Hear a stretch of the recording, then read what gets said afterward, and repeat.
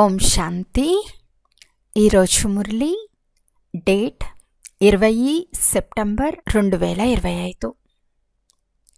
బాబా చెప్తున్నారు, మధురమైన పిల్లలు, పాత భక్తులైన మీకు భక్తి ఫలాన్ని ఇచ్చేందుకు తండ్రి వచ్చారు.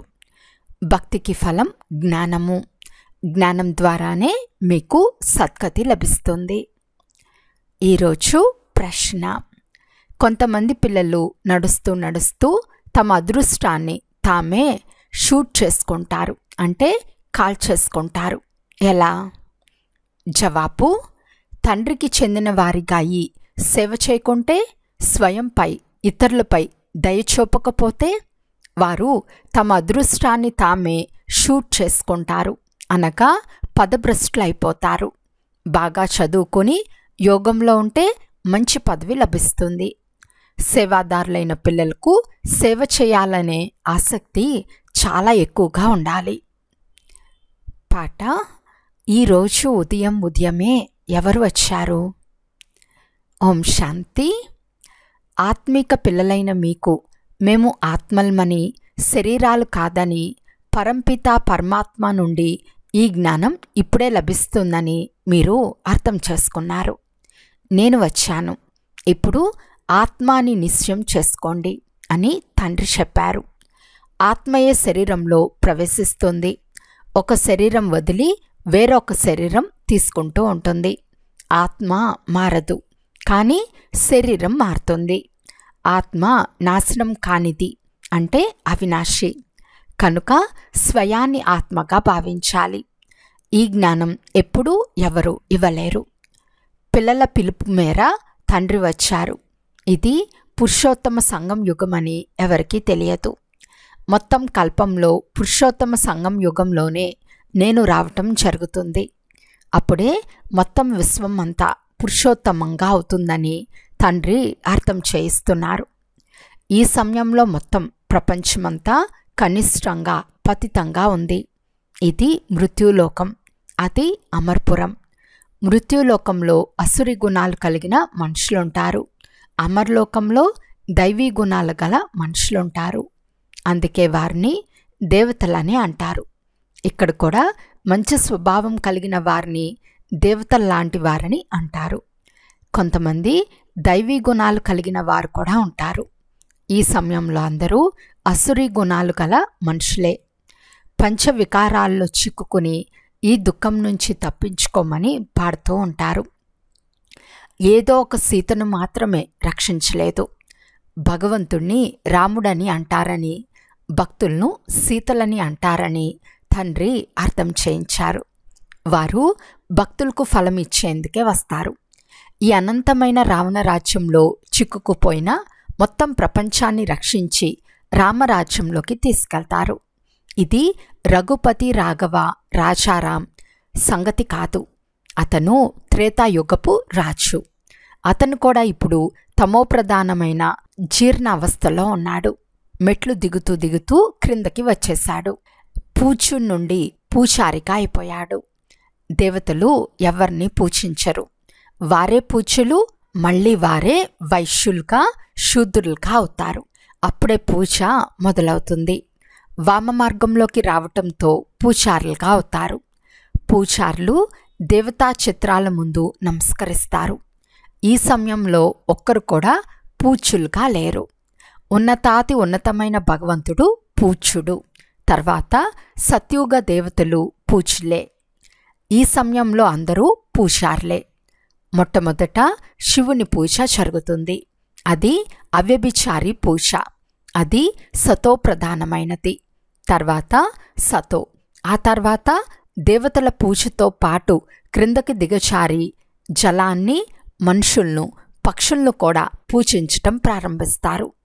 రోజురోజుకు అనేక మందిని పూజిస్తారు.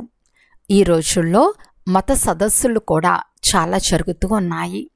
ఒకసారి ఆది సనాతన ధర్మం వారిది, ఒకసారి జైనులది, ఒకసారి ఆర్య సమాజం వారిది. చాలామందిని పిలుస్తారు.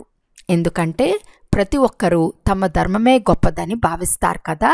ప్రతి ధర్మంలో ఏదో ఒక విశేష గుణమున్నందున వారు తమ ధర్మమే గొప్పదని భావిస్తారు. జైన్లో కూడా వివిధ రకాల వారుంటారు. 5-6 రకాలుంటారు. వారిలో కొంతమంది దిగంబరులుగా కూడా ఉంటారు. దిగంబరులు అంటే ఏమిటో అర్థమే తెలియదు. భగవంతుడు చెప్తున్నారు, దిగంబరం అనగా అశరీరిగా వచ్చావు, మళ్ళీ అశరీరిగా వెళ్ళాలి. వారేమో వస్త్రాలు విసర్జించి దిగంబరులుగా అవుతున్నారు. భగవాను వాచకు అర్థమే తెలియదు. తండ్రి చెప్పిందేమంటే, ఆత్మలైన మీరిక్కడకు శరీరం ధరించి పాత్ర పోషించేందుకు వచ్చారు, మళ్ళీ తిరిగి వెళ్ళాలి. ఈ విషయాలు పిల్లలైన మీరు అర్థం చేసుకున్నారు. ఆత్మనే తన పాత్ర అభినయించేందుకు వస్తుంది. వృక్షం వృద్ధి పొందుతూ ఉంటుంది. ఈ కొత్త కొత్త ధర్మాలు ఉత్పన్నమవుతూ ఉంటాయి. అందుకే దీనిని వెరైటీ నాటకము అని అంటారు. ఇది వెరైటీ ధర్మాల వృక్షం. ఇస్లాం మతస్థులు చూడండి ఎంత అపవిత్రంగా ఉన్నారో. వారిలో కూడా చాలా శాఖలు వెలువడుతూ ఉంటాయి. ముహమ్మద్ అయితే తర్వాతే వచ్చాడు. మొదటిది ఇస్లాం ధర్మం. ముస్లింల సంఖ్య చాలా ఉంది. ఆఫ్రికాలో ఎంత షౌకార్లు ఉన్నారు అంటే వారికి బంగారం వజ్రాల గనులే ఉన్నాయి. ఎక్కడైనా చాలా ధనం కనబడితే దానిపై దండెత్తి ధనవంతులుగా అవుతారు. క్రైస్తవులు కూడా ఎంత ధనవంతులుగా అయ్యారు. భారతదేశంలో కూడా ధనం ఉంది, కానీ గుప్తంగా ఉంది. బంగారం మొదలైన వాటిని ప్రభుత్వం వారు చాలా పట్టుకుంటూ ఉంటారు. ఇక్కడ దిగంబర్ జైన్ సభవారు సదస్సులు మొదలైనవి జరుపుకుంటూ ఉంటారు. ఎందుకంటే ప్రతి ఒక్కరూ తమను తాము గొప్ప అని అనుకుంటారు కదా. ఇక్కడ ఇన్ని ధర్మాలు వృద్ధి చెందుతూ ఉంటాయి. మరి ఇవన్నీ ఎప్పటికైనా వినాశనం అవ్వవలసిందే. ఏమీ అర్థం చేసుకోరు. అన్ని ధర్మాలలో ఉన్నతమైనది మీ బ్రాహ్మణ ధర్మమే. దీనిని గురించి ఎవరికీ తెలియదు. కలియుగ బ్రాహ్మణులు కూడా చాలామంది ఉన్నారు, కానీ వారు గర్భజనిత బ్రాహ్మణులు. ప్రశాపిత బ్రహ్మ ముఖవంశావళి బ్రాహ్మణులైతే సోదరులుగా ఉంటారు. ఒకవేళ వారు తమను బ్రహ్మవంశస్థులు అనుకుంటే సోదరులుగానే ఉండిపోవాలి, కానీ ఒకరినొకరు వివాహం కూడా చేసుకోరాదు. వారు బ్రహ్మ ముఖవంశావళి బ్రాహ్మణులు కారని రుజువవుతుంది. కేవలం పేరు పెట్టుకునేవారే. వాస్తవానికి దేవతల కంటే ఉన్నతులు బ్రాహ్మణులని అంటారు. పిల్లక ఉంది కదా, ఈ బ్రాహ్మణులే మనుషులను దేవతలుగా చేస్తారు. చదివించేవారు పరంపిత పరమాత్మ, స్వయంగా జ్ఞానసాగర్లు. ఇది ఎవరికి తెలియదు. తండ్రి వద్దకు వచ్చి బ్రాహ్మణులుగా అయి మళ్ళీ రేపు శూద్రులుగా అయిపోతారు. పాత సంస్కారాలు మార్చుకోవటం చాలా కష్టం అనిపిస్తుంది. స్వయాన్ని ఆత్మగా నిశ్చయించుకుని తండ్రి నుండి వారసత్వం తీసుకోవాలి. ఆత్మీక తండ్రి నుండి ఆత్మీక పిల్లలే వారసత్వం తీసుకుంటారు. తండ్రిని స్మృతి చేయటంలోనే మాయ విఘ్నాలు కలగచేస్తుంది. చేతులు పనిచేస్తున్న హృదయంలో తండ్రిని స్మృతి చేయాలని తండ్రి చెప్తున్నారు. ఇది చాలా సహజం. ఎలా ప్రేయసి ప్రియులు ఒకరినొకరు చూసుకోకుండా ఉండలేరో అలా అందరికీ బాబా ప్రియుడే. బాబాను స్మృతి చేసే పిల్లలందరూ ప్రేయసులే. ఒక్క తండ్రి మాత్రమే ఎవరికి ప్రియురాలి కావరు. ఎందుకంటే వారికంటే ఉన్నతులు ఎవరూ లేరు. అయితే భక్తి మార్గం నుండి ప్రియుడునైనా నాకు మీరందరూ ప్రేయసులే అని తండ్రి తన పిల్లలను మహిమ చేస్తారు. దుఃఖం నుండి తప్పించి పావనంగా చేయమని పిలుస్తారు కూడా. మీరందరూ వధువులు, నేను వరుడును. మీరందరూ అసురి జైల్లో బందీలుగా ఉన్నారు. నేను వచ్చి విడిపిస్తాను. ఇందులో చాలా శ్రమ ఉంది. నేరపూరిత దృష్టి అంటే పతిత దృష్టి మోసం చేస్తుంది. పవిత్ర దృష్టి గలవారికి అయ్యేందుకు శ్రమ పడాల్సి ఉంటుంది. దేవతలకు ఎంత మంచి గుణాలున్నాయి. ఇప్పుడు అలాంటి దేవతలుగా చేయవారు చాలా అవసరం కదా. సదస్సులో మానవ జీవితంలో ధర్మం ఆవశ్యకత అనే విషయం ఉంచారు. డ్రామాను అర్థం చేసుకోనందున తికమక పడి ఉన్నారు. మీరు తప్ప ఎవ్వరూ అర్థం చేయించలేరు. క్రైస్తవులు, బౌద్ధులు మొదలైన వారికి యేసుక్రీస్తు, బుద్ధుడు మొదలైన వారు మళ్ళీ ఎప్పుడు వస్తారో తెలియదు. మీరైతే వెంటనే ఈ లెక్కాచారం చెప్పేయగలరు. అయితే ధర్మం ఆవశ్యకత ఏమిటో అర్థం చేయించాలి కదా. మొట్టమొదట ఏ ధర్మం ఉండేది? తర్వాత ఏ ధర్మం వచ్చింది? మన ధర్మం వారు కూడా కొంతమంది పూర్తిగా అర్థం చేసుకోరు, యోగం చేయరు. యోగం లేకుండా శక్తి లభించదు, పదును నిండదు. ఒక్క తండ్రిని మాత్రమే సర్వశక్తుల అథారిటీ అని అంటారు. మీరు ఎంత సర్వశక్తివంతులుగా అవుతారు అంటే విశ్వానికి యజమానులుగా అవుతారు. మీ రాజ్యాన్ని ఎవరూ దోచుకోలేరు. అప్పుడు మరి ఏ ఇతర ఖండము ఉండదు. ఇప్పుడైతే అనేక ఖండాలు ఉన్నాయి. ఈ సృష్టి చక్రం ఎలా తిరుగుతుందో చూడండి. ఇది 5000 సంవత్సరాల చక్రం. పోతే ఈ సృష్టి ఎంత పొడవుగా ఉందో ఎవరూ కొలవలేరు. భూమి ఎంత విశాలంగా ఉందో కొలవగలరు. సాగరాన్ని అయితే కొలవలేరు. ఆకాశం, సాగరాల అంతాన్ని ఎవ్వరూ కనుక్కోలేరు. అందుకే ధర్మం ఆవశ్యకత ఎందుకో వారికి అర్థం చేయించాలి. మొత్తం చక్రమంతా ధర్మాలపైనే తయారైంది. ఇది వెరైటీ ధర్మాల వృక్షం. ఈ వృక్షం అందుల ముందు దర్పణం వంటిది. మీరిప్పుడు బయట సేవకు బయలుదేరారు. నెమ్మది నెమ్మదిగా మీ సంఖ్య వృద్ధి చెందుతూ ఉంటుంది. తుఫాను వస్తే చాలా ఆకులు రాలిపోతాయి కదా. ఇతర ధర్మాల్లో తుఫాను వచ్చే ప్రసక్తే ఉండదు.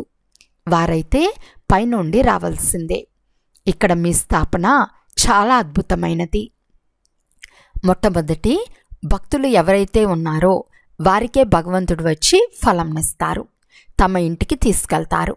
ఆత్మలైన మమ్మల్ని ఇంటికి తీసుకెళ్ళమని పిలుస్తారు కూడా. తండ్రి స్వర్గరాజ్య భాగ్యం ఇస్తారని ఎవరికీ తెలియదు. సన్యాసులైతే సుఖం కావాలని కోరరు, వారు మోక్షాన్ని కోరుకుంటారు. మోక్షాన్ని వారసత్వం అని అనలేము. స్వయంగా శివబాబా కూడా తన పాత్ర పోషించాల్సి ఉంటే ఎవరినైనా మోక్షంలో ఎలా ఉంచగలరు? బ్రహ్మకుమారి, బ్రహ్మకుమారులైన మీరు స్వధర్మాన్ని, ఇతర ధర్మాలన్నిటినీ తెలుసుకున్నారు. ఈ చక్ర రహస్యం అందరికీ అర్థం చేయించాలని మీకు జాలి కలగాలి. మీ ధర్మస్థాపకులు వారి సమయాన్ని బట్టి మళ్ళీ వస్తారని చెప్పండి. చెప్పేవారు కూడా చాలా తెలివైన వారిగా ఉండాలి. ప్రతి ఒక్కరూ సతో ప్రధానం నుండి సతో రజోతమోలోకి రావాల్సిందేనని మీరు వారికి అర్థం చేయించవచ్చు. ఇప్పుడిది రావణ రాజ్యం, మీది సత్యమైన గీత. దీనిని స్వయం తండ్రే వినిపిస్తున్నారు. భగవంతుడు నిరాకారుడని అంటారు. ఆత్మ నిరాకారుడైన తండ్రిని పిలుస్తుంది. అక్కడ ఆత్మలైన మీరుంటారు. మిమ్మల్ని పరమాత్మ అని అనరు. పరమాత్మ అయితే ఒకే ఒక్కరు, వారు ఉన్నతమైన భగవంతుడు. మిగిలిన ఆత్మలన్నీ వారి పిల్లలు. సర్వుల సద్గతి దాత ఒక్కరే. ఆ తర్వాత దేవతలు. వారిలో కూడా నెంబర్ 1 కృష్ణుడు. ఎందుకంటే అతని ఆత్మ, శరీరం రెండూ పవిత్రంగా ఉంటాయి. మీరిప్పుడు సంగం యుగ వాసులు. మీ జీవితం చాలా అమూల్యమైనది. దేవతలది కూడా అమూల్యం కాదు, బ్రాహ్మణుల జీవితమే అమూల్యమైనది. తండ్రి మిమ్మల్ని తన పిల్లలుగా చేసుకుని మీ గురించి ఎంతో శ్రమ చేస్తున్నారు. దేవతలు ఇంత శ్రమ చేయరు. లౌకిక తండ్రి తన పిల్లలను చదివించేందుకు స్కూల్కు పంపిస్తారు. ఇక్కడ తండ్రే స్వయంగా కూర్చుని మిమ్మల్ని చదివిస్తున్నారు.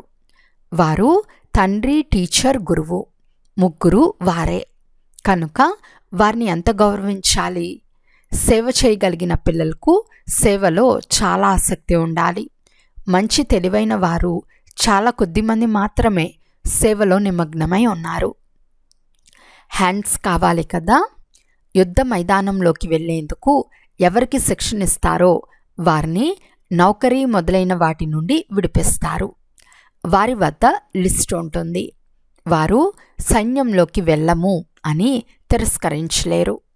మైదానంలోకి వెళ్ళము అని అనరాదు. డ్రిల్ నేర్పించి అవసరమైనప్పుడు పిలిపించుకుంటారు. తిరస్కరించే వారి మీద కేసు పెడతారు. ఇక్కడైతే అలాంటిదేమీ ఉండదు. ఇక్కడ బాగా సేవ చేయలేకపోతే పదభ్రష్టులైపోతారు. సేవ చేయకపోవటం అనగా మిమ్మల్ని మీరే షూట్ చేసుకుంటారు, పదభ్రష్టులైపోతారు. మీ అదృష్టాన్ని మీరే షూట్ చేసుకుంటారు. బాగా చదువుకుని యోగంలో ఉంటే మంచి పదవి లభిస్తుంది. మీపై మీరు దయ చూపుకోవాలి. మీపై మీరు దయ చూపుకుంటే ఇతరులపై కూడా దయ చూపిస్తారు. తండ్రి అన్ని విధాలుగా అర్థం చేయిస్తూ ఉంటారు. ఈ ప్రపంచ నాటకం ఎలా నడుస్తుందో, రాజధాని స్థాపన కూడా ఎలా అవుతుందో తెలుపుతారు. ఈ విషయాలు ప్రపంచానికి తెలియవు. ఇప్పుడు సదస్సుకు ఆహ్వానమైతే దొరికింది. 5-10 నిమిషాల్లో ఏం అర్థం చేయించగలము? 1-2 గంటలు ఇస్తే అర్థం చేయించగలము. డ్రామాను గురించి వారికి ఏమాత్రం తెలియదు. అక్కడక్కడ మంచి పాయింట్లు రాసుకోవాలి, కానీ పిల్లలు మర్చిపోతారు.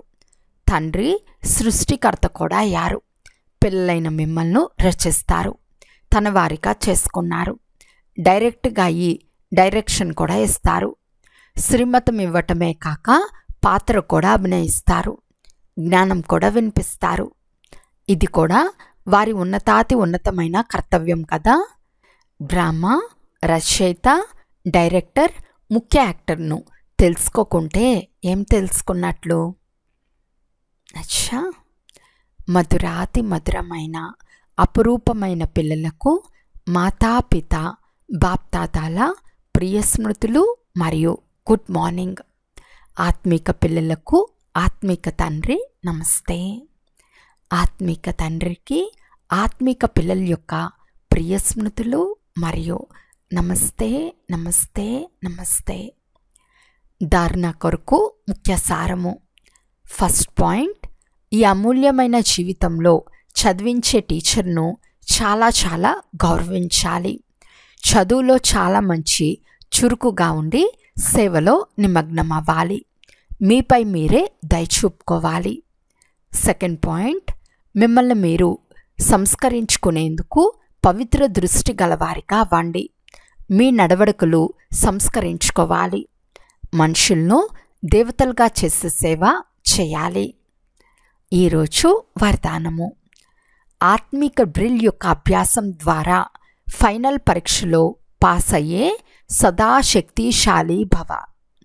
ఎలాగైతే వర్తమాన సమయానుసారం శారీరక జబ్బులన్నిటి చికిత్స కొరకు వ్యాయామం నేర్పిస్తున్నారో, అలా ఆత్మను సదా శక్తిశాలిగా చేసుకునేందుకు ఆత్మిక వ్యాయామం యొక్క అభ్యాసం కావాలి. నలువైపులా ఎంత ఆందోళనకర వాతావరణం ఉన్నా శబ్దంలో ఉంటూ శబ్దానికి అతీతమైన స్థితి యొక్క అభ్యాసం చేయండి. మనస్సును ఎక్కడ ఎంత సమయం స్థితం చేయాలి అని అనుకుంటారో అంత సమయం అక్కడ స్థితం చేయండి. అప్పుడు శక్తిశాలిగా అయ్యి ఫైనల్ పరీక్షలో పాస్ అవుతారు. స్లోగన్: మీ వికారీ స్వభావ సంస్కారాలు మరియు కర్మలను సమర్పణ చేయటమే సమర్పితమవ్వటం. అవ్యక్త సూచన: ఇప్పుడు లగ్నం యొక్క అగ్నిని ప్రజ్వలితం చేసి యోగాన్ని జ్వాలారూపంగా చేయండి. ఎంతవరకు మీ స్మృతి జ్వాలారూపంగా అవ్వతో అంతవరకు ఈ అవినాశీ జ్వాల కూడా సంపూర్ణ జ్వాలారూపాన్ని ధరించదు. ఇది భగ్గుమంటుంది, మళ్ళీ శీతలమైపోతుంది.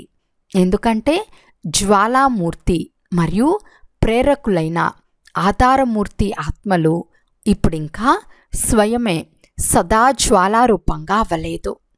ఇప్పుడు జ్వాలారూపంగా అయ్యే దృఢ సంకల్పం చేయండి మరియు సంఘటిత రూపంలో మనసు బుద్ధి యొక్క ఏకాగ్రత ద్వారా శక్తిశాలి యోగం యొక్క వైబ్రేషన్ను నలువైపులా వ్యాపింపచేయండి. అచ్చా, ఓం శాంతి.